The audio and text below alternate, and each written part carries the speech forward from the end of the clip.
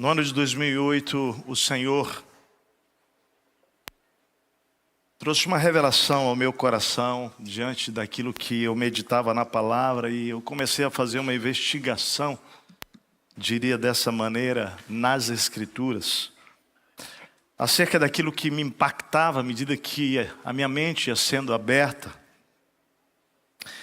E Deus foi organizando diante dos meus olhos, pela palavra, através do Espírito, um conceito que então eu recebi e interpretei desta forma, que será o tema da nossa noite hoje aqui.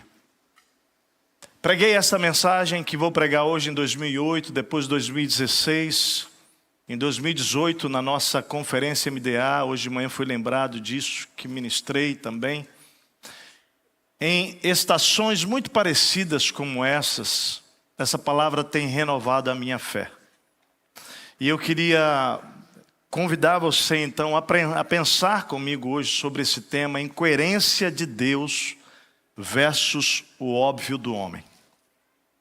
Não é? Pensando naturalmente em incoerência dentro de duas aspas, porque nada do que Deus faz é incoerente.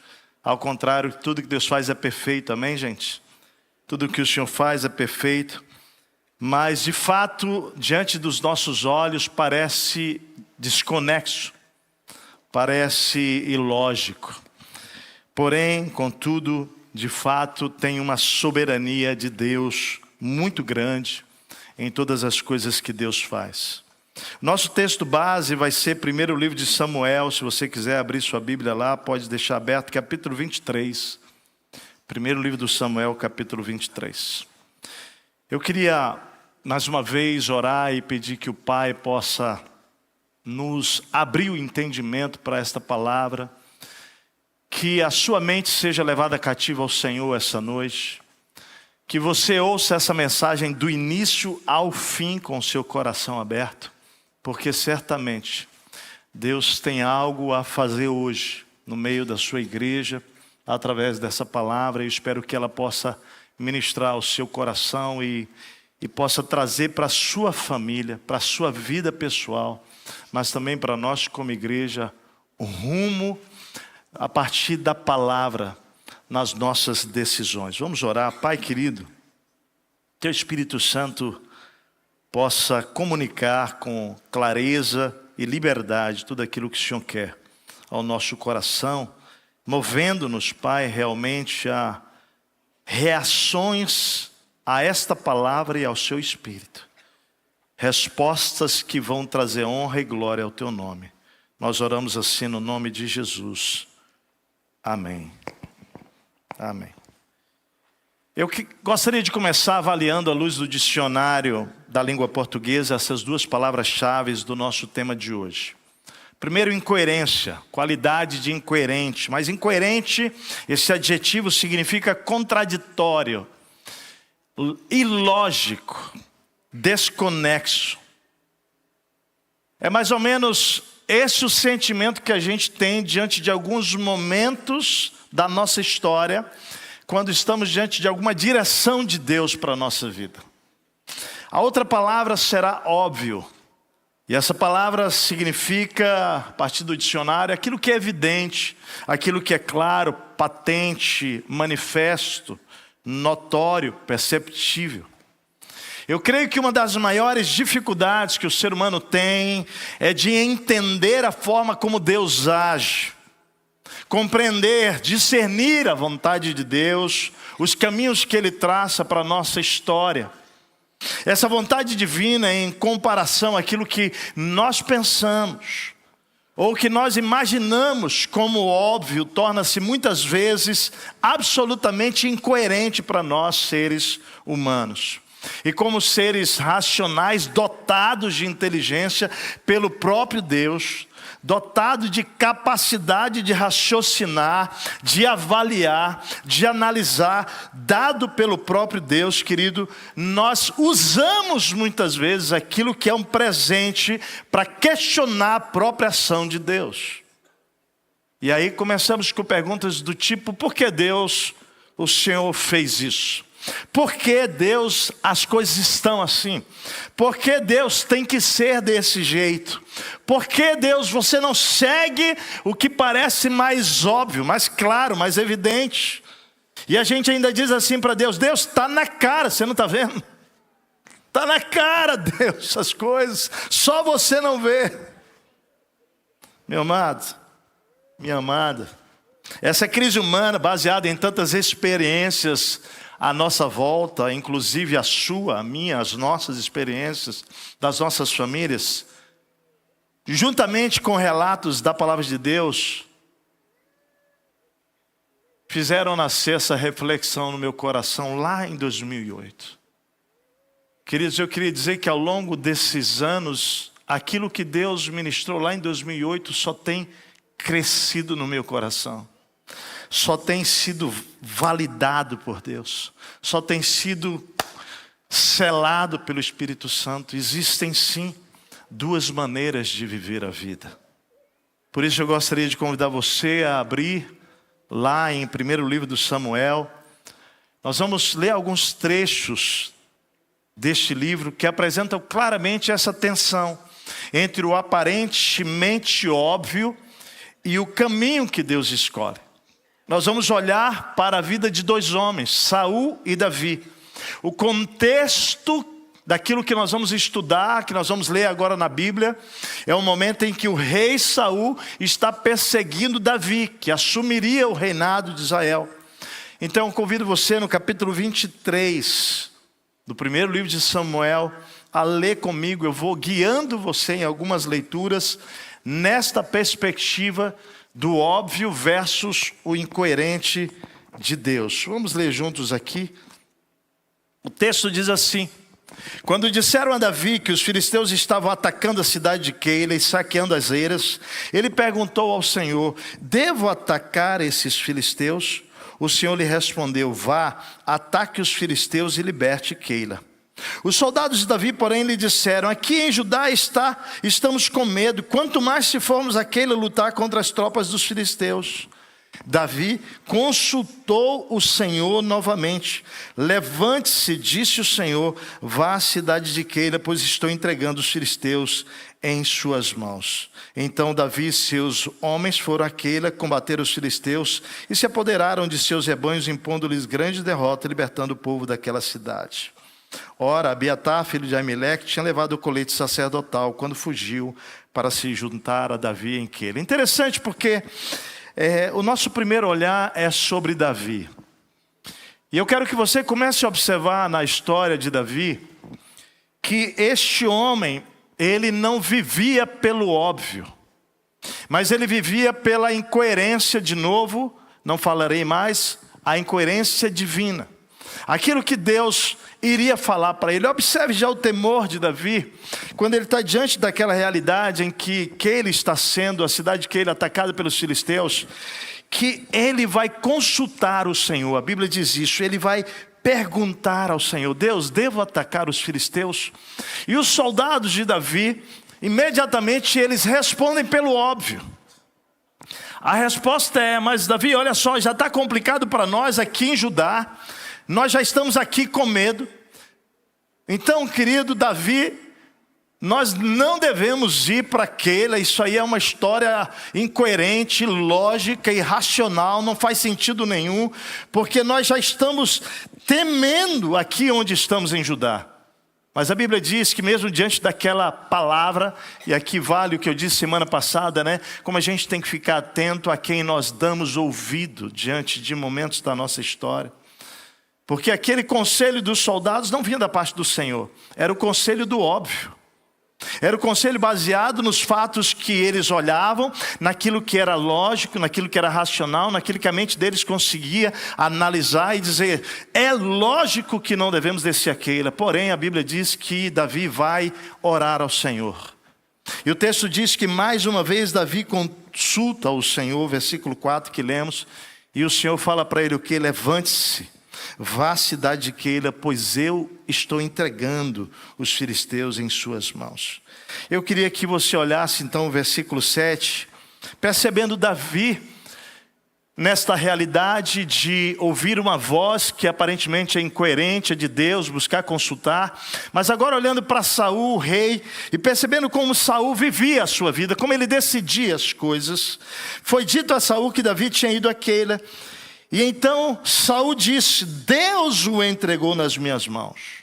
Pois Davi se aprisionou a entrar numa cidade com portas trancadas, e Saul convocou todo o seu exército para a batalha, para irem àquele e cercarem Davi e os homens que o seguiam. Observe bem que o rei Saul, então, ao ouvir a notícia que Davi ia para Keila, ele reage pelo óbvio, e ele logo pensa: bom, o Senhor me entregou Davi, porque se ele for para Keila, aquela cidade que ela é cercada por portas e tranca, é tudo o que eu queria para acabar com Davi, porque afinal eu preciso destruir Davi.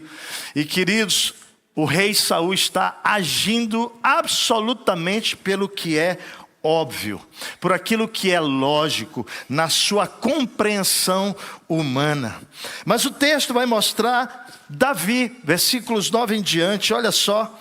Quando Davi soube que Saul tramava atacá-la, disse a Abiatar: traga o colete sacerdotal. Então Davi fez o quê? O que Davi fez? Orou. Consultou o Senhor: ó Senhor Deus de Israel, este teu servo ouviu claramente que Saul planeja vir a Keila e destruir a cidade por minha causa.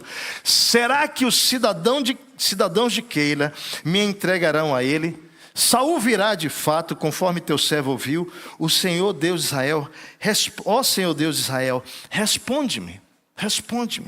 Observe o coração de Davi, preocupado em tomar decisões na sua vida a partir da direção de Deus, a partir da orientação de Deus. Mais uma vez ele faz aquela oração, e o Senhor lhe responde. O Senhor fala: sim, Saul virá. E Davi novamente pergunta, olha o coração de Davi: será que os cidadãos de Keila entregarão a mim, a meus soldados, a Saul? E o Senhor respondeu: sim, eles entregarão. Então Davi e seus soldados, que eram cerca de 600, partiram de Keila e ficaram andando sem direção. Querido, e aí você vai perceber algo tão bonito na história desse homem. Porque muitas vezes na nossa vida, a nossa crise é que a gente ora, e a gente não tem a direção clara de Deus, né? Ou em meio àquela direção clara, Deus só apresenta para ti 30 metros, mas não mostra todo o resto. Então você não se move na direção do que Deus está mandando, porque você não tem a clareza de tudo, você se sente ainda sem direção. Então é mais seguro ficar ali. Eu presto atenção no texto. O texto diz que Davi então se move de Keila, segundo aquela direção, mas ele fica sem direção. Interessante, uma direção divina que leva Davi para ficar sem direção. Você já percebeu isso na vida da gente? Alguém se identifica? Às vezes, querido, é assim que Deus faz. E você só precisa ouvir aqueles primeiros 30 metros. Não fique em Keila, se move daí. Mas para onde? Não, você só se move daí. Mas Deus, e Davi fica sem direção por aquele tempo. E para mim isso me chama a atenção, que às vezes nós precisamos talvez conhecer, ficar sem direção, mas dirigidos pela resposta de Deus. É o que está acontecendo aqui. E aí, queridos, a Bíblia diz que dia após dia Saul procurava Davi para matá-lo. Ele vai para as fortalezas no deserto, nas colinas de Zif. Essa notícia chega para Saul. E aí eu quero que você veja que aqui a obediência de Davi salva Davi. Mas Saul continua perseguindo. E eu quero que você olhe o versículo agora 21 do capítulo 23. Quando Saul sabe que Davi está naquela região das fortalezas do deserto, nas colinas do deserto de Zif, ele disse o seguinte, olha o versículo 21, Saul respondeu: o Senhor os abençoe por terem compaixão de mim, vão e façam mais preparativos, descubram aonde Davi geralmente vai, e quem o tem visto ali, dizem que ele é muito astuto, descubram todos os esconderijos dele, e voltem aqui com informações exatas, então irei com vocês, se ele estiver na região, eu procurarei entre todos os clãs de Judá. Interessante, né? Observe aqui um detalhe, Saul está dizendo: eu só vou me mover se eu tiver todas as informações exatas, mas Davi havia ouvido uma voz que o levava para um ambiente que ele não tinha direção, mas ele obedeceu. Comece a observar a diferença entre esses dois homens. Um precisa tocar, um precisa ter garantia, um precisa ter todos os cálculos feitos, um precisa que as coisas possam gerar para ele clareza de que vai dar tudo certo. E é interessante porque Saul, ele vai usando no meio dessa história o nome de Deus. Isso está presente nessa história de Saul. E a Bíblia diz então que quando os seus soldados saíram à busca, versículo 25, e informaram então a Davi. Davi desce da rocha, permanece no deserto de Maom, e Saul vai para lá. Observe bem o versículo 25. Saul vai para lá em perseguição a Davi mais uma vez, sem qualquer tipo de direção de Deus. Na história do capítulo 23 para 24 há uma pausa, porque Saul volta para lutar contra os filisteus. E aí no capítulo 24 nós vamos olhar um outro momento de Saul andando pelo óbvio. Olha lá, Saul voltou da luta contra os filisteus, 1 Samuel 24, versículo 1. E disseram-lhe que Davi estava no deserto de En-Gedi. Então Saul tomou 3.000 de seus melhores soldados de todo Israel e partiu à procura de Davi e seus homens perto dos rochedos do bode selvagens. E aí você vai ver de novo Saul se movendo sem qualquer direção de Deus. Só que a Bíblia vai dizer que ele chega num lugar onde havia currais. Eu queria que você observasse, versículo 3. E ele vai aos currais de ovelha. Nós estamos falando do rei Saul, que ficava junto ao caminho. E ali havia uma caverna. E Saul entra naquela caverna, a Bíblia diz, para fazer as suas necessidades. Olha só, e Saul entrou nela para fazer as suas necessidades. Só tem um problema, lá dentro daquela caverna estava Davi com os seus soldados escondidos de Saul. Então o que é o óbvio que todos nós diríamos agora? O que a gente diria? Davi se deu bem, né? Fala comigo, Davi se deu bem. Isso é o óbvio. E foi exatamente isso que os soldados falaram para Davi, né? Eles estavam no fundo da caverna e eles veem o rei entrando, fazendo as suas necessidades. E o óbvio vem na mente dos soldados de Davi. Davi, o Senhor entregou nas tuas mãos o homem que está tentando te matar há tempo. Acaba com ele. E a Bíblia diz que Davi vai então até Saul e corta uma parte do manto do rei. Mas quando ele corta aquela parte do manto do rei, a Bíblia diz que o seu coração se pesa, porque ele tocou no ungido do Senhor, mesmo sendo este o seu inimigo, perseguidor, tentando matá-lo. O coração deste homem Davi é tão temente a Deus que ele é quebrantado dentro daquela caverna. A Bíblia diz que Saul sai da caverna, e quando Saul sai da caverna, Davi sai da caverna e grita para Saul. Eu queria que você lesse a narrativa na história. Olha só comigo. Vamos ler os versículos seguintes aqui. Versículo 3, ele foi aos currais de ovelhas que ficavam junto ao caminho, havia ali uma caverna, Saul entrou nela para fazer suas necessidades. Davi e seus soldados estavam bem no fundo da caverna, eles disseram: este é o dia sobre o qual o Senhor lhe falou, Davi. Entregarei nas suas mãos o seu inimigo para que você faça com ele o que quiser. Então Davi foi com muito cuidado e cortou uma ponta do manto de Saul sem que este percebesse. Mas Davi sentiu bater-lhe o coração de remorso por ter cortado uma ponta do manto de Saul. E então disse aos seus soldados: que o Senhor me livre de fazer tal coisa, meu Senhor, de erguer a mão contra ele, pois é ungido do Senhor. Com essas palavras Davi repreendeu os soldados e não permitiu que atacassem Saul. E este saiu da caverna e seguiu o seu caminho. Então Davi saiu da caverna e gritou para Saul: ó rei, meu senhor. Quando Saul olhou para trás, Davi inclinou-se com o rosto em terra, em reverência ao seu rei, e disse: por que o rei dá atenção aos que dizem que eu pretendo fazer-lhe mal? Hoje o rei pôde ver com seus próprios olhos como o Senhor o entregou em minhas mãos na caverna. Por quê? Porque isso era o óbvio. Era o óbvio. Alguns insistiram que eu o matasse, ou seja, que eu agisse pelo óbvio. Mas eu o poupei, pois disse, não erguerei a mão contra o meu Senhor, pois ele é ungido do Senhor. Olha, meu pai, e ele agora se refere a Saul por pai, né? Porque ele se sentia como irmão de Jonatas. E ele vai falar, olha para este pedaço de teu manto em minha mão. Como quem dissesse assim, eu sei que agora você está pensando que é tudo uma armadilha, que não. Mas eu tenho uma prova, eu cortei o teu manto, rei. Você estava na minha presença, eu podia ter acabado com você. E ele diz, agora entende, cortei a ponta do teu manto, mas não te matei. Agora entende e reconhece que não sou culpado de fazer este mal ou de rebelar-me. Não te fiz mal algum, embora estejas à minha procura para tirar minha vida.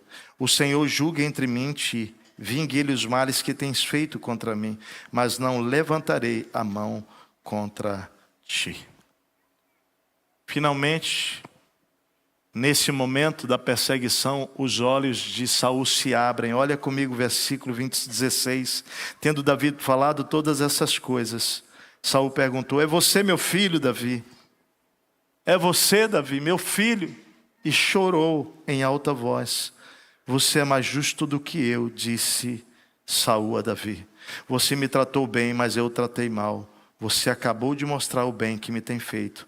O Senhor me entregou em suas mãos, mas você não me matou. Quando um homem encontra um inimigo e o deixa ir sem fazer-lhe mal? A pergunta de Saul é a pergunta do homem que vive pelo óbvio. Estava dando um nó na cabeça dele. Queridos, dois estilos de vida. O de Saul, vivendo, decidindo a partir daquilo que eram as percepções naturais e humanas. Davi, tomando decisões, agindo a partir do conselho de Deus. Se você estudar a história desses dois homens, você verá de forma gritante a diferença essencial entre os modos em que eles escolheram viver, apesar das falhas de Davi. Saul andava de acordo com o óbvio, não consultava a Deus. Isso apenas o afastou dos projetos e planos de Deus. Davi sempre consultava o Senhor e na maioria das vezes as respostas de Deus pareciam absurdas, incoerentes. Mas Davi obedecia determinadamente a Deus e Deus manifestava o seu poder e era exaltado. Eu gostaria de convidar você, querido, a refletir nesse início, se você tem vivido sua vida de acordo com o óbvio, sem consultar a Deus como Saul, ou se como Davi você tem buscado ao Senhor e procurado agir de acordo com as aparentes incoerências de Deus, simplesmente confiando no seu poder. A verdade é que a Bíblia está recheada dessas incoerências divinas. Gostaria de lembrar você de algumas situações que são para nós aparentemente incoerentes. Olha só, primeira delas, primeira situação, Golias afrontando o povo de Deus. Primeiro livro de Samuel, capítulo 17. Qual era o óbvio do homem? Olha, manda um homem de guerra, um homem valente, que vai enfrentar e garantir que vai vencer, porque nós precisamos vencer Golias. Essa era a postura mais óbvia. Mas a incoerência de Deus é que Deus usa um jovem, que não era homem de guerra, sem armadura e espada, para vencer Golias, usando apenas uma pedrinha e uma funda. Resultado, Deus revela que o seu poder está acima de toda e qualquer experiência humana, quando ele toma Davi para aquilo. Segunda situação, conquista de Jericó. Jericó, uma cidade toda murada, as muralhas de Jericó famosas, impossíveis de adentrar a ela sem que fosse realmente pelo portão daquela cidade. Josué capítulo 5. E Deus vai dizer para a sua nação, Israel, que vai entregar Jericó para eles. Qual é o óbvio do homem? Deus, não dá para entrar, a não ser que o Senhor nos entregue um arsenal de guerra, de bombas, para destruir os muros de Jericó. Qual é a incoerência de Deus? Deus chama Josué e diz: Josué, nós temos um plano, tá? O plano é você vai pegar o povo e dar uma volta em toda a cidade, no primeiro dia, no segundo, no terceiro, no quarto, no quinto, no sexto, e no sétimo você dá 7 voltas, coloca os homens de trombeta na frente, os sacerdotes, e aí eles vão tocar a trombeta e vocês vão gritar e os muros vão cair. Eu realmente fico imaginando os estudiosos de planejamento estratégico que estudaram na FGV, lendo alguma coisa parecida com isso. Eles vão dizer: isso é muito ridículo. Por quê? Porque isso é incoerente, isso é ilógico, isso é desconexo, não faz sentido nenhum. Como assim? Dá 7 voltas, gritar e os muros vão cair. Toca a trombeta. Mas o resultado, querido, é que Deus revela que o seu poder está acima de toda e qualquer estrutura e estratégia humana. Terceira situação. O povo tinha que sair do Egito para ir para a terra prometida. Êxodo 13, 17 e 18. O óbvio do homem. Bom, Deus nos leva pelo caminho mais curto, porque deserto é complicado. Nós vamos morrer no meio do caminho. E havia um caminho que levaria 15 dias apenas para eles saírem de lá e chegarem no destino da terra prometida. Mas por causa da dúvida, da incredulidade daquele povo, Deus escolhe o caminho mais distante. Aqui vem uma incoerência tremenda, né? Deus escolhe o caminho mais distante, que de cara tinha um obstáculo intransponível, o Mar Vermelho. Resultado, Deus revela que o seu poder está acima de todo e qualquer poder da natureza. Deus abre o Mar Vermelho e eles passam a pés secos. Quarta situação. Atravessam aquele Mar Vermelho e agora eles adentram no caminho rumo à terra prometida. Mais de 2 milhões de pessoas caminhando 40 anos pelo deserto. Êxodo 13, 20 a 22, Deuteronômio 29, de 3 a 6. Qual é o óbvio do homem? É claro, é lógico, é óbvio que eles vão morrer. Não tem jeito, eles vão morrer ou de calor, ou de frio, ou de fome, ou de sede, ou de cansaço. É inevitável. Qual é a incoerência de Deus? A Bíblia diz que Deus leva aquele povo, tira a água da rocha, transforma a água amarga em doce. Deus manda maná do céu, manda codornizes. Deus vai supri-los de todas as necessidades do deserto. À noite vai guiá-los com uma coluna de fogo à frente deles para iluminá-los. Pela manhã, no calor do deserto, Deus coloca uma coluna de nuvem acima deles. A Bíblia afirma que nem sequer uma sandália deles se envelheceu e nenhuma das suas vestes se rasgaram. Deuteronômio 29. Os que não entraram na terra morreram por causa da desobediência, que embora tenham visto todos os milagres, murmuraram e não creram para possuir a terra. Resultado, Deus revela que o seu poder contraria o tempo, é capaz de prover toda a necessidade humana de fome, sede, frio, calor, proteção, abrigo e vestuário, usando a forma que Ele quiser. Quinta situação, a escolha de um rei para Israel. 1 Samuel 16, de 6 a 13.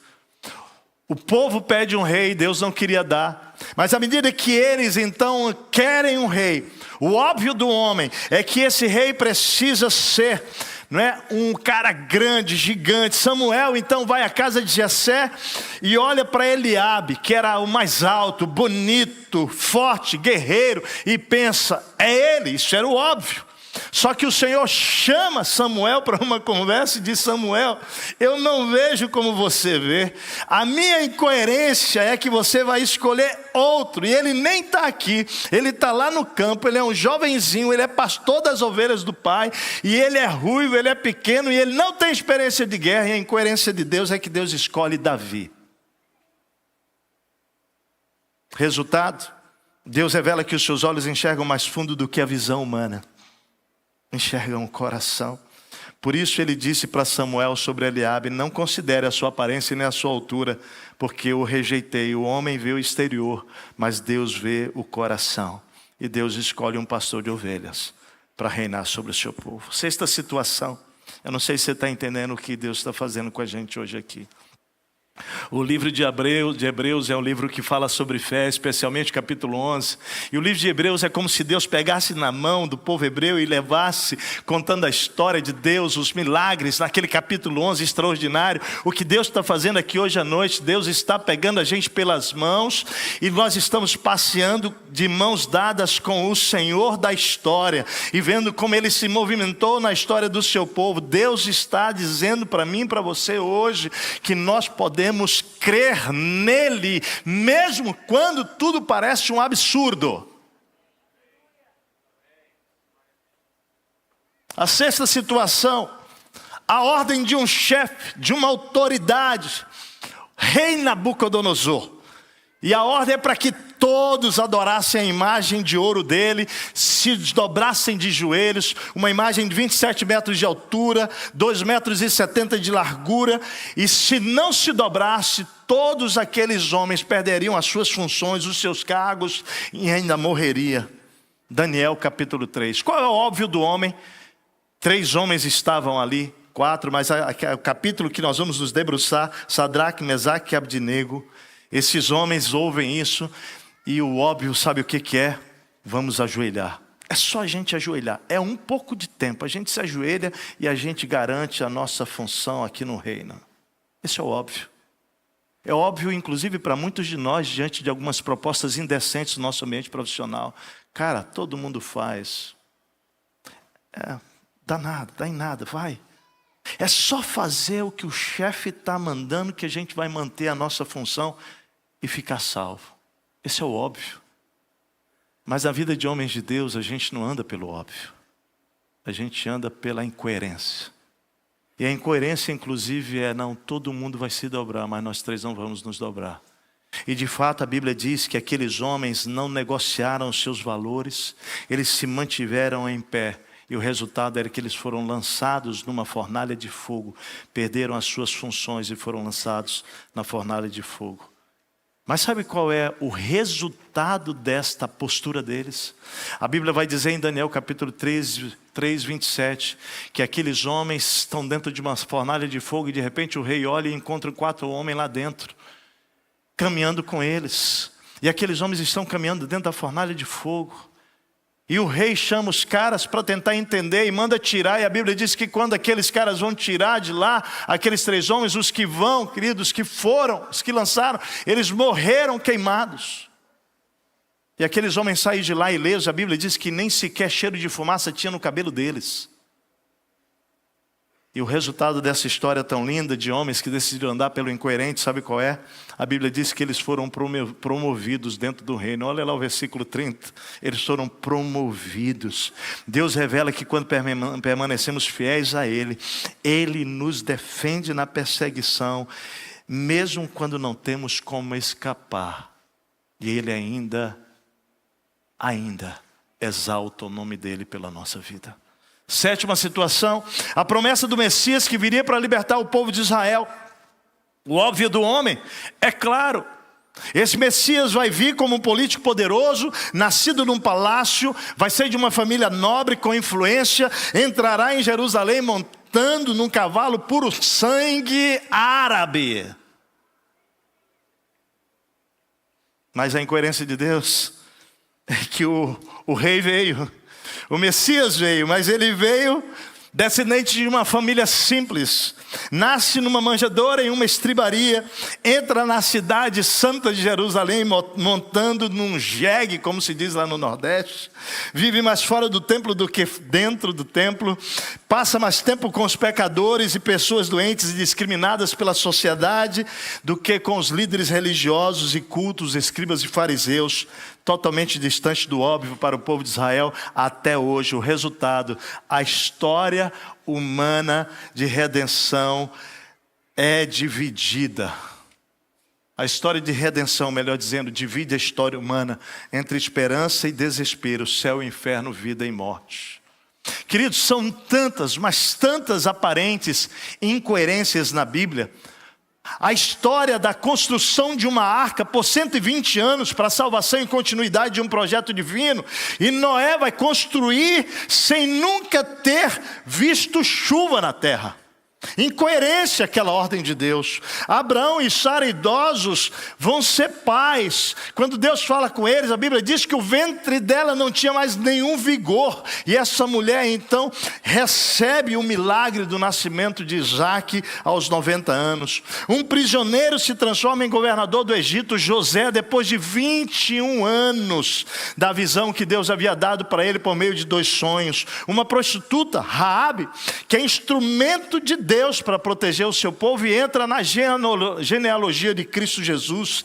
Gideão, que vence um exército de milhares de homens com apenas 300 homens. A Bíblia diz que o inimigo era como gafanhotos e que Gideão tinha 32 mil guerreiros. E Deus diz para ele assim: você vai enfrentar aquele exército lá, mas não com os 32 mil. E Deus manda aqueles caras irem para a água para beber, porque Deus queria fazer uma seleção para eles. Queridos, ele tinha 32 mil homens, imagina. Eu fico imaginando Gideão olhando para aquele exército de gafanhotos e falando: Deus, mais 32 mil dá para eu tentar. E Deus fala: não, mas você não precisa dos 32 mil. E no final, de 32 mil vai abaixando por 2 vezes, 2 movimentos, e ele fica só com 300 homens. Eu olho para essas histórias e a Bíblia diz que ele teve vitória estrondosa sobre os midianitas. Presta atenção. Eu olho para essas histórias e fico imaginando por que Deus deixou os 300. Eu imagino que Deus deixou os 300 mais ou menos porque Deus falou assim: meu filho, eu basto, só eu, mas ainda vou te dar 300 por causa da tua falta de fé. Porque você não precisava nem dos 300. Mas você não acha que nós estamos diante de histórias incoerentes? Sim ou não? Incoerentes. Quer um pouco mais? Uma órfã, pobre, judia, se torna rainha para salvar o povo, Esté. E quando ela está lá dentro daquele palácio, o seu tio manda um recado dizendo: olha, você precisa ir até o rei. Você precisa entrar na presença do rei, você precisa clamar pelo seu povo. E essa menina sabe que se ela entra na presença do rei, sem que o rei a chame, a convoque para estar lá, a cabeça dela ia rolar, porque essa era a lei dos medos e persas.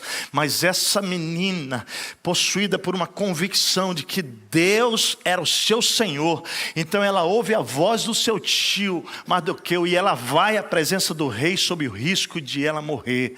E a incoerência de Deus é que o rei tem misericórdia e compaixão e ela se torna a rainha. E essa mulher salva uma nação inteira. Ana, estéril, tem filhos. E essa mulher agora está dentro do templo, louvando, adorando. E o sacerdote olha achando que ela está bêbada, mas essa mulher está louvando por um milagre que Deus fez.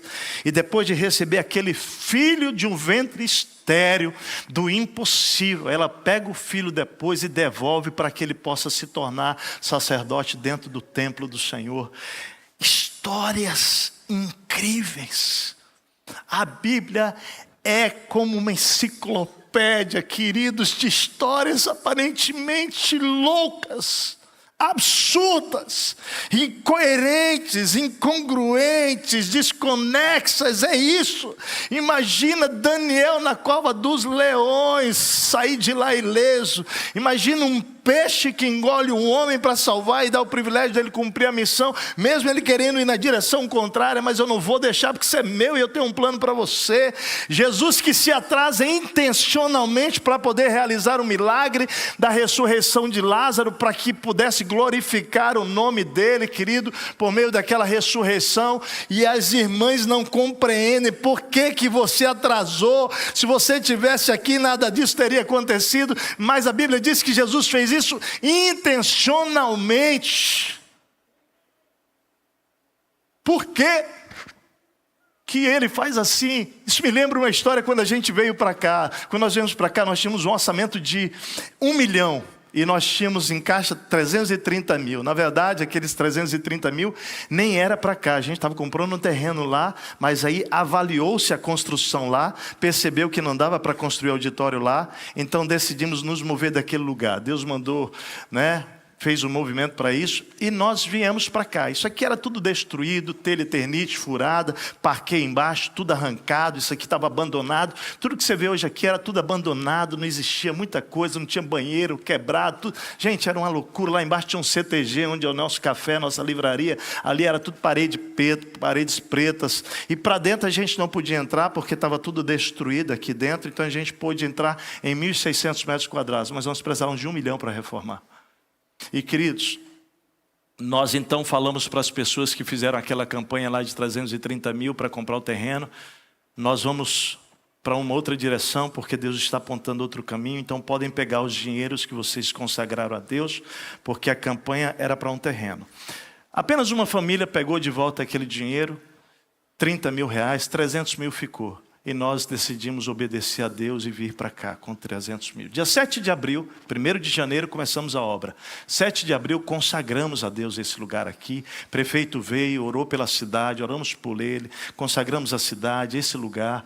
Mas, querido, naquele dia, nós tivemos que parcelar 800 mil reais em 10 vezes, parcelas de 80 mil. Dia 7 de abril, consagramos este lugar. Dia 30 de abril tínhamos a primeira parcela e nós tínhamos próximo a 40, talvez um pouco mais no caixa da igreja. E naquela tarde, naquele dia, nós passamos o dia em oração. Senhor, nós precisamos pagar a primeira parcela. E amados, enquanto eu estava orando com a Marta em casa, me veio na mente 2 famílias que tinham ligado durante aquele tempo, dito para mim assim: pastor, se faltar recurso, nos ligue. São famílias que moram fora da cidade, mas que nós levamos a Cristo, discipulamos, batizamos, se sentem parte dessa comunidade. E eles estavam fora da cidade e viam as notícias pela internet. E naquele dia, quando eu termino a oração, me veio: puxa vida, eu acho que eu vou ligar para aqueles 2 homens que me falaram isso. E na hora que eu fui falar para Marta, enquanto eu falava para Marta, me veio na mente ligar para aquelas 2 pessoas. À medida que eu falava para Marta, o Espírito me repreendeu. Mas vem cá, meu filho, você vai ligar para quem? Para aqueles 2? Mas você já não ligou para mim? Você acabou de fazer uma ligação para mim em oração? Eu tinha acabado de falar com Deus. Como assim você vai ligar para outros homens? Eu fui constrangido pelo Espírito e disse para ela: não vou ligar não. Amados, 15 para as 4, a nossa tesouraria estava fazendo a administração das contas ali, ver como conseguia fazer. Quando eles vão abrir, eles descobrem um valor que havia entrado no caixa da igreja de 1,5 milhão de reais. Às vezes eu fico pensando, por que Deus não deixa a gente saber as histórias? Sabe o que era esse valor de 1,5 milhão de reais? Uma família que estava há um tempo fazendo uma negociação de uma empresa. E quando nós viemos para cá, eles começaram a orar, já era mais de 1 ano, dizendo: Deus, libera o recurso, libera o recurso, libera o recurso. E eles não quiseram falar para a liderança da igreja. Eles não quiseram comunicar nada disso. É mais ou menos assim, Jesus já está com tudo pronto lá, mas não vai falar para a irmã de Lázaro, para as irmãs, que ele vai chegar depois, mas ele tem tudo pronto na cabeça dele. Aí Deus, ele não deixa a gente ver as coisas, porque na verdade Deus está testando o nosso coração. Se nós precisamos ver primeiro para crer. E foi o nosso caso. Aquela família, queridos, recebeu o dinheiro exatamente no dia 30 de abril. E a primeira coisa que eles fizeram foi transferir o dízimo para a nossa igreja. E a gente recebe a ligação então da tesouraria, gritando, chorando: pastor, Deus fez milagre, Martinha, Deus fez, Deus fez, Deus fez. Nós pegamos aquele valor, querido, negociamos, né, os credores que estavam parcelados para ganhar desconto. Pegamos 10%, 150 mil, e abençoamos as 10 igrejas mais pobres do nosso estado, multiplicando aquilo que o Papai do Céu tinha nos dado para abençoar outros. Como é que Deus faz essas coisas? Pega um Paulo, que perseguiu, que matou, e diz: não, vou usar este homem, Paulo, esse perseguidor, vai ser exatamente ele, que ninguém acredita que eu posso fazer um movimento por meio dele. Prisões lacradas são abertas. Tremores de terra acontecem na prisão como efeito de orações de um povo. Imagina, o povo está orando na casa e treme lá a prisão do outro lado da cidade. Rompe-se os lacres para salvar Pedro e João daquela prisão. Como é que isso acontece, querido? Como é que Deus decide escolher um Pedrão hemorrágico para colocar as ovelhas dele na mão de Pedro? A pergunta é essa mesmo. Olha aqui. Será que tantas incoerências de Deus registradas na Bíblia não querem nos mandar algum recado sério? Você não acha que tem algum recado de Deus para nós? Irmãos, de verdade, não parece que tem alguma coisa que a gente precisa enxergar? Por que Deus age por meio do incoerente e lógico desconexo? A gente poderia passar a noite aqui descobrindo diversas situações aparentemente teriam um caminho mais óbvio para seguir, mas Deus decide pelo outro. Eu acredito, querido, que Deus não se coloca no ralo comum das soluções dos problemas da vida. E isso intriga o ser humano.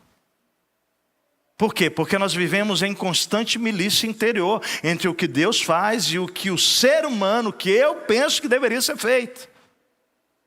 E embora exista sim um caminho mais óbvio, aparente para resolver os problemas da vida, eu lhe garanto, querido, que Deus pode te levar por ele se você quiser. Mas o que eu creio é que existem razões para isso. Eu gostaria de tentar refletir sobre algumas possíveis respostas dentro da minha limitação humana, daquilo que eu olho e eu tento discernir. Então a primeira possível resposta, querido, para isso, para essa pergunta, por que Deus age por meio do ilógico, incoerente, desconexo? É porque eu creio que a incoerência de Deus é um exercício, um convite de Deus para exercitar a minha fé, a sua fé. Eu creio nisso. Acredito nisso. Algumas pessoas conhecem essa história já, ouviram várias vezes, mas quando eu me casei com a Martinha, no primeiro ano eu tive uma lesão de joelho, rompi o ligamento cruzado anterior, colateral, medial, menisco interno e externo e fui para uma cirurgia. Fiz a primeira cirurgia, 6 dias depois está preto o meu joelho. Eu volto, faço uma segunda cirurgia. Eles identificaram que eu tinha pego Staphylococcus aureus massa, então é uma infecção bem séria, bem agressivo essa bactéria. Faz a segunda cirurgia, não resolve. Eu fico, depois de 10, 15 dias, vão para uma terceira cirurgia, não resolve. Então o médico me chama a Martinha e diz para nós que se não tirasse o implante que foi feito, aquilo tudo que foi feito, provavelmente a situação poderia se agravar e inclusive a ponto de eu perder não só aí a cirurgia, mas perder a perna, porque realmente fiquei com uma bola desse tamanho no meu joelho. Então vem um médico que era o professor dele, ele era o médico que aquele ano estava ganhando o prêmio lá em Curitiba de melhor profissional de cirurgia de joelho. Ele operava os atletas do Atlético Paranaense, perdeu por minha causa. E na verdade, aquele homem muito competente, ele desiste praticamente do meu joelho. E aí quando o professor vem, olha, diz para ele, olha, você tem que fazer e fazer imediatamente. Tira o implante, arranca tudo, para que salve a perna dele. E é nesse processo, querido, que então eu e Martim orando, pessoas vieram, ungiram com óleo, muita coisa aconteceu para a cura, e eu clamando a cura. Deus nos dá Salmo 29, e o Salmo 29 diz que a voz do Senhor é poderosa, e repete várias vezes, mas lá no final diz assim, mas eu abençoo o meu povo com a minha força e com a minha paz. Ou seja, Deus está dizendo para nós, embora eu possa pela minha palavra agora liberar a sua cura, nesse momento eu vou te conduzir dentro do problema com você, mas você vai passar por esse processo com a Martinha, fortalecer o seu casamento, 1 ano de casado, passamos Natal dentro daquele lugar, e você precisa olhar para fora da tua dor, para ver o que está acontecendo ao teu redor. E nós começamos a enxergar a enfermeira com a mordida aqui de um homem que abusou o marido dela, e aquela mulher no Natal a gente pode servi-la. nós começamos a orar por pessoas dentro daquele ambiente. Ou seja, a história sai do meu joelho e Deus aponta para fora e diz: meu filho, é muito mais do que um joelho que eu quero curar. Então vamos para a 4ª cirurgia para tirar o implante, para arrancar de vez, para salvar a perna pelo menos. E ele dizendo: nunca mais você vai poder fazer atividade física. Eu tinha 27 anos de idade. Sempre gostei de esporte, aquilo era um impacto para mim muito grande. Mas aí peço para aquele homem para orar com ele. Pedi na 1ª cirurgia, ele não quis, na 2ª ele não quis, na 3ª não quis. Entregamos uma Bíblia, uma carta para ele. Durante todo aquele processo, ele era um ateu. Mas nessa 4ª cirurgia eu falei: doutor, eu posso orar com você? E ele estava sentado, eu estava na maca, ele olha para mim, ele só estende a mão para mim assim. Eu pego na mão dele, eu faço uma oração. E quando eu termino a oração, ele está olhando para mim. E o olhar dele dizia que ele tinha pensado em alguma coisa. Eu falo: doutor, aconteceu alguma coisa? Ele falou: sim. Você me permite fazer algo que eu nunca fiz? Eu falei: o senhor nunca fez? Nunca fiz. E o que é? Vou furar de um lado, furar do outro, e vou colocar água com sabão e vou lavar até que saia tudo. Eu falei: mas o senhor já fez isso alguma vez? Eu falei: não, nunca fiz. E quando é que o senhor pensou isso? Enquanto você estava orando com o teu Deus. Eu falei: então o senhor pode fazer. Eu estava diante de uma incoerência divina.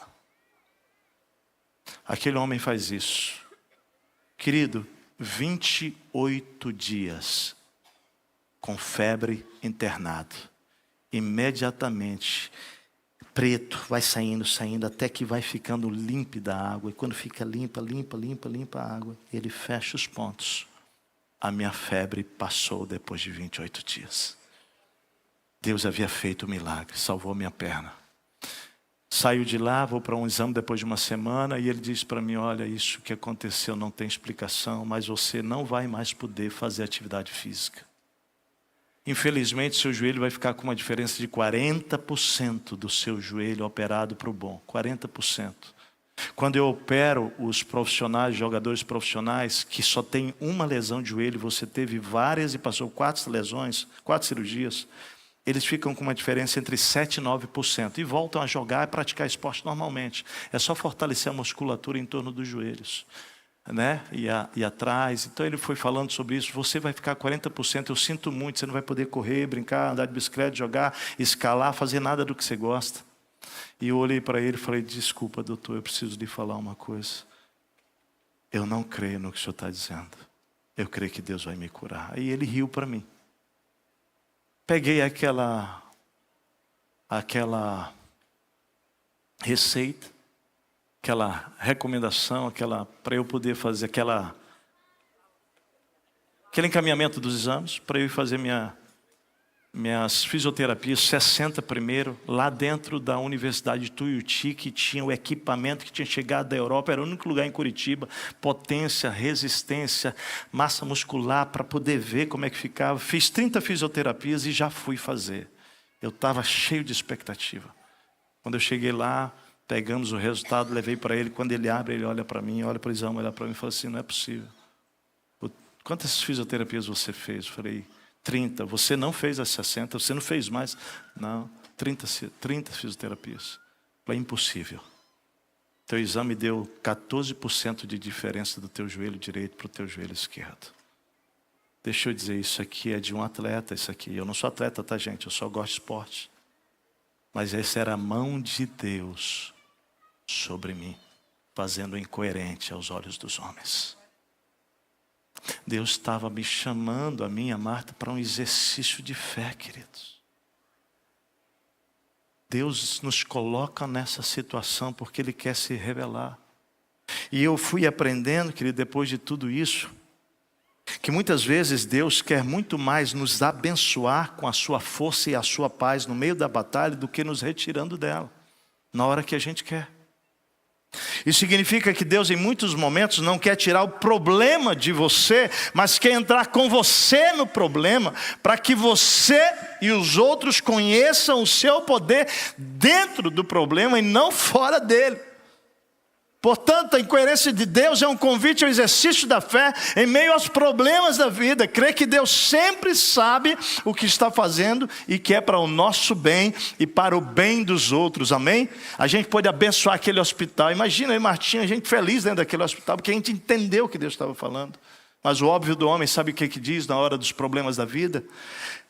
O óbvio do homem, na verdade, convida você, querida, a descrer no amor de Deus em meio aos problemas da vida. Porque a lógica diz que se eu estou sofrendo e passando por tantas situações é porque Deus não me ama. Eu quero te dizer, é mentira. É mentira. É que na verdade Deus está muito mais interessado no que Ele está tornando você como pessoa por dentro do que por fora. Tiago diz que a fé que persevera, olha só, em meio às tribulações, ela torna você e eu, essa fé me gera uma pessoa mais íntegra e completa. Segunda possível resposta. A incoerência de Deus, ela coloca em xeque todos os nossos cálculos e nos convida a deixá-lo resolver o que nós não conseguimos. Olha só. A incoerência de Deus coloca em xeque todos os nossos cálculos e nos convida a deixá-lo resolver o que eu e você não conseguimos. Deus está mais interessado, querido, no que eu posso viver, experimentar na incoerência dele, do que no que eu posso ganhar ou construir no caminho do óbvio. Por quê? Porque Ele sabe que o que alcançamos no caminho do óbvio é apenas humano e temporal. A Bíblia diz que tudo o que Deus faz, fale comigo, tudo que Deus faz dura para sempre. O que é humano passa. O óbvio do homem assegura-se na sua própria capacidade de calcular, de resolver, de fazer, confiado apenas no que é palpável e concreto. E muitos de nós, é possível que possamos estar vivendo baseado, preste atenção, apenas no nosso próprio entendimento, apenas no nosso própria estratégia humana, experiência, habilidade. Tudo isso Deus vai usar sim. Mas cuidado, porque a linha é muito tênue para você sair das mãos de Deus e colocar-se nas mãos apenas suas, no estilo de vida onde você confia mais no que você pensa, no que você é capaz de calcular, você é capaz de planejar e capaz de executar. E aí, amado, deixa eu dizer, eu gosto muito do que Salomão fala em Provérbios 3, de 5 a 8, ele diz, meu filho, minha filha, confie no Senhor de todo o seu coração e não se apoie em seu próprio entendimento. Reconheça o Senhor em todos os seus caminhos. Ele vai endireitar os seus caminhos. Não seja sábio aos seus próprios olhos. Tema o Senhor e evite o mal. Isso lhe dará saúde ao corpo e vigor aos ossos. Terceira possível resposta. Por que Deus escolhe agir pelo aparentemente ilógico, incoerente? Porque a incoerência de Deus nos oportuniza conhecê-lo melhor. Melhor o poder de Deus. E com isso nós podemos encorajar outros a confiarem nele. À medida, queridos, que a gente vai dando as mãos para Deus e dizendo, Senhor, eu vou entrar com o Senhor nisso que parece ilógico. Deus começa a tirar a roupa para nós, sabia? Deus começa a se despir. Deus começa a se mostrar. Há faces de Deus, facetas dele, que você e eu só vamos conhecer se nós dermos as mãos para ele. Quando ele dizer, vem comigo nesse caminho, você vai olhar e falar, Deus, isso é loucura. Deus, isso é um absurdo. E ele está dizendo, mas vem comigo, sou eu que estou entrando com você. Eu estou indo à frente. E se você não der as mãos para Deus, você não vai conhecer a face dele que você ainda não conhece. Mas essa é uma forma de viver a vida. Porque o óbvio do homem, no máximo, nos convida a crer no que é palpável, possível, no que eu explico. Você pode viver dessa maneira. Mas o que eu creio é que há muitas pessoas em crise hoje nas suas vidas. Aqui nós temos pessoas em todo tipo de situação. E algumas já estão sem esperança. E hoje Deus te trouxe aqui neste lugar para dizer que Deus quer pegar você pelas suas mãos e guiar você no caminho dele. Você vai precisar abrir mão daquilo que é trivial, daquilo que é natural. Você vai precisar dizer para Deus: Deus, eu quero. Você vai pedir para Ele abrir mão, para Ele abrir os seus olhos, para que você possa ver o que você não vê ainda, ver além do óbvio. Ouça aqui, eu queria que você ouvisse bem o que eu vou dizer. Técio, você está dizendo o quê? Por favor, não saia daqui compreendendo essa palavra da forma errada. Deus trabalha pelo óbvio? Lógico. Sim, gente. Claro que sim. É claro que sim. Ele mesmo estabeleceu leis, princípios, regras, e Deus usa tudo isso para se revelar a nós. Não há desprezo de Deus nisso, porque Ele mesmo nos deu. Ele mesmo criou e nos capacitou para interpretar as coisas.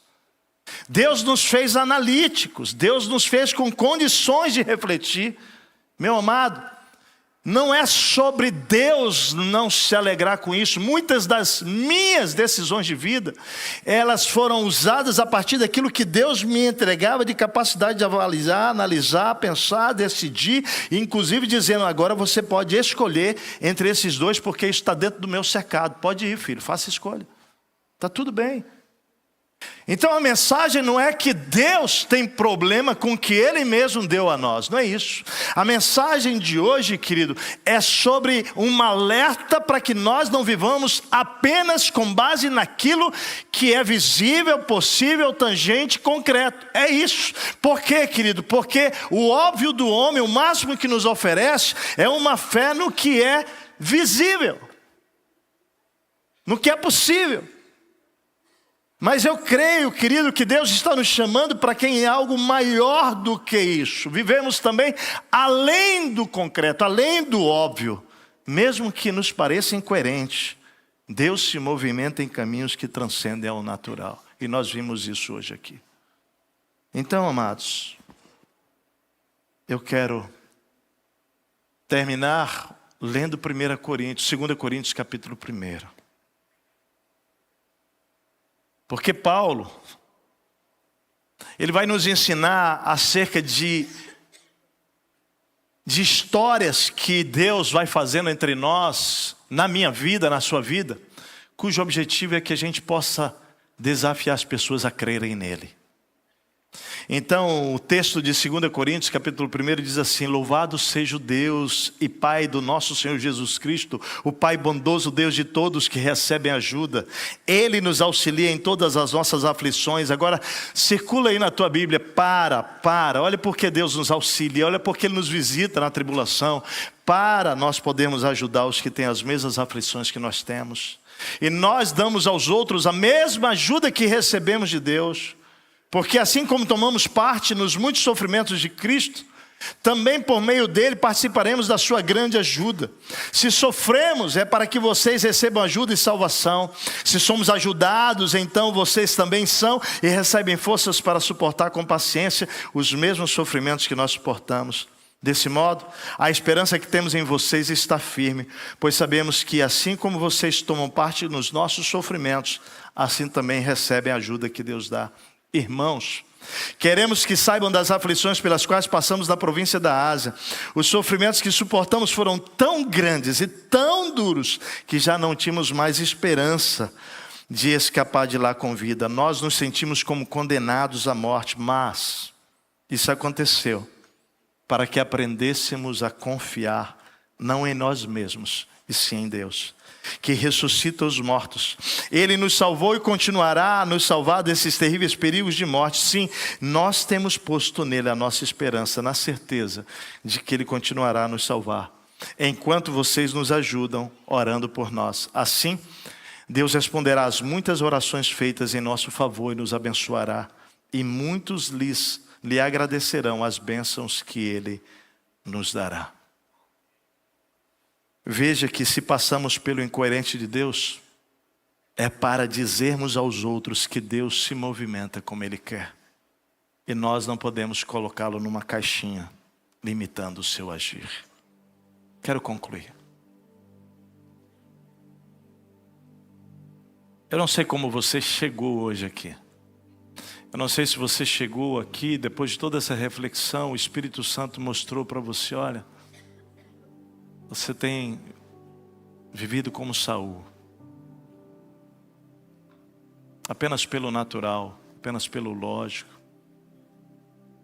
apenas pela sua própria interpretação da vida e dos fatos, sem sequer me consultar, sem sequer me perguntar. Eu não sei como você chegou aqui. Se você se sente como Davi e tem procurado viver como Davi, buscando sim orientação, consultando Deus, porque entende que nós somos limitados e que nós não podemos viver de outra maneira que não seja tendo a direção e orientação dele que nos ama. Mas amados, nesse momento final, depois de tudo que o Espírito Santo falou conosco aqui, eu quero voltar com a pergunta. Porque é a pergunta que abre a porta para nós fazermos escolha. Em que dimensão você quer sair daqui para viver? Como Saul, vivendo pelo óbvio sem consultar a Deus, ou como Davi, não se movendo sem a direção, mas quando a direção for dada, por mais incoerente que pareça aos seus olhos, você vai decidir obedecer. Sabe o que eu fiquei pensando hoje à tarde, meditando nessa palavra? Você já parou para pensar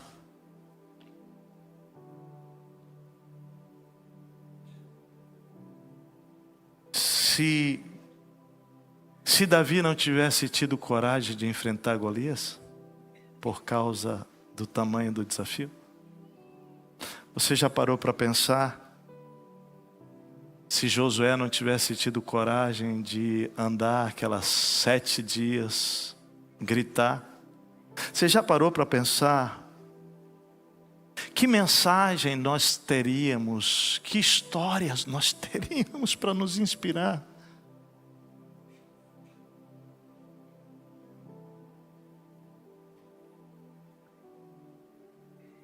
Se Josué e Caleb tivessem sido mais um dos 10, que diria, os gigantes são grandes demais, até tem lá, de fato, fartura, é uma terra que emana leite e mel, mas não vai dar certo. Você já parou para pensar? Se Sadraque, Mesaque e Abdenego tivessem se ajoelhado diante de Nabucodonosor, você já parou para pensar se Daniel tivesse se acovardado? Você já parou para pensar se Noé não tivesse obedecido? Se Abraão e Sara, especialmente Sara, tivesse permanecido na dúvida dela? O que seria de nós sem a história de José na Bíblia? O que seria de mim e de você sem Gideão, que obedeceu? Sem Ana, que creu? O que seria de nós? O que seria da minha fé sem essas histórias? De um Pedro que, apesar de tudo, ele disse, eu vou dar minha vida pelo Senhor.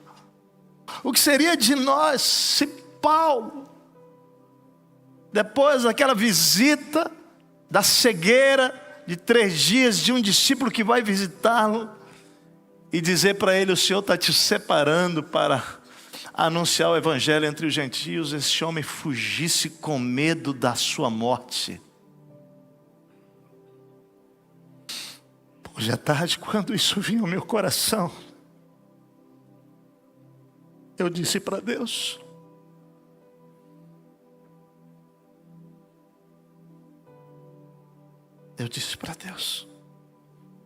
Pai, Tua palavra diz que sem fé é impossível te agradar. E a minha oração hoje à tarde, sabe qual foi? Levanta, Deus, uma geração, esta geração, eu e você, quer sejamos idosos, adultos, jovens, adolescentes ou crianças.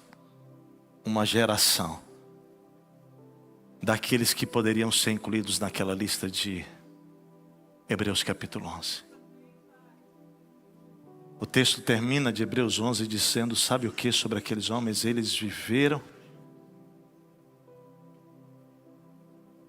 e a grande parte deles não recebeu a promessa, mas a Bíblia diz que eles viveram como quem receberiam. Porque eles escolheram andar no caminho da incoerência. O que Deus falou com você? É por esses tantos fatos registrados na Bíblia que fogem ao tradicional, ao óbvio, que Deus hoje está dizendo para mim e para você que nós precisamos viver pela fé. Não apenas pelo lógico, mas pela fé. Feche os seus olhos, vamos orar.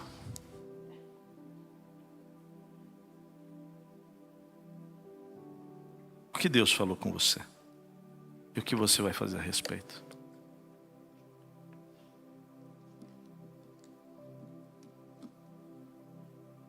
A fé judaica, ela tem um nome.